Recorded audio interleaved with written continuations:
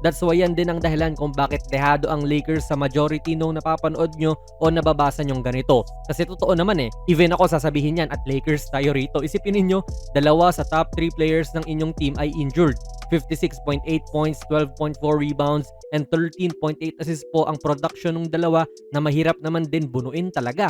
And sa 5 games po na na-injury yung dalawa bago matapos ang season, walang single player talaga yung masasabi mong angat na angat yung stats. More like team effort pa rin sa Lakers sa pagbuno nung production. Halimbawa, idol si LeBron, ang season average niya ay 20.9 points lang. Pero sa 5 games nga po na injured sina Luka at AR ay naangat niya yan to 25.5 points per game.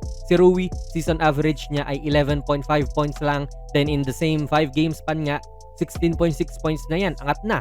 Ayton from 12.5 points na average, angat na yan to 13.8.